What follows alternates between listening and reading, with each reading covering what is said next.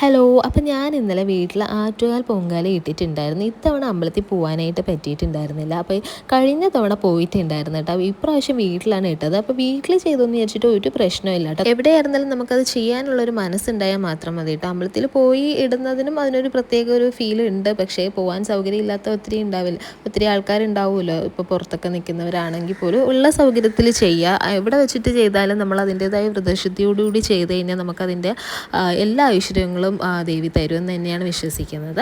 അപ്പം ഞാൻ ഇപ്രാവശ്യം പ്ലാൻ ചെയ്തേക്കുന്നത് ഈ നമ്മുടെ തെരളിയപ്പം, അതുപോലെ തന്നെ ശർക്കര പൊങ്കാല, പിന്നെ ഞാൻ മണ്ടപ്പുറ്റുമാണ് ഉണ്ടാക്കിയിട്ടുള്ളത്. ഇതിനെ കുമ്പിളപ്പം എന്നും പറയും കേട്ടോ, നമ്മുടെ ഇവിടെ തെരളി എന്നാണ് പറയുന്നത്.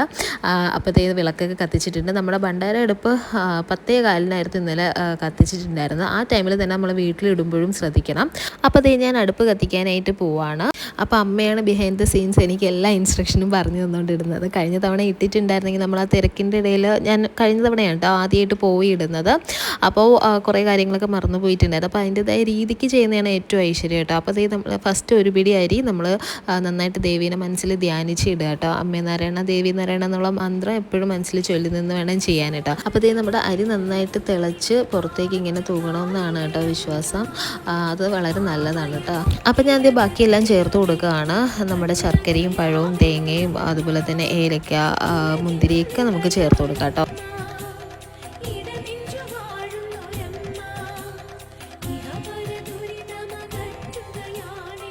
അപ്പോൾ ആദ്യം നമ്മുടെ ശർക്കര പായസം വെന്ത് കഴിഞ്ഞിട്ടുണ്ട്. അത് അടുപ്പത്തിൽ നിന്ന് മാറ്റിയിട്ടുണ്ട്. ഇനി നമ്മുടെ കുമ്പിളപ്പം വേവിച്ചെടുക്കാം. പിന്നെ മണ്ടപ്പുറ്റുമൊക്കെ റെഡിയാക്കി വെച്ചിട്ടുണ്ട്. അപ്പോൾ ഇതാണ് കേട്ടോ നമ്മൾ ഇപ്രാവശ്യത്തെ ആറ്റുകാൽ പൊങ്കാല.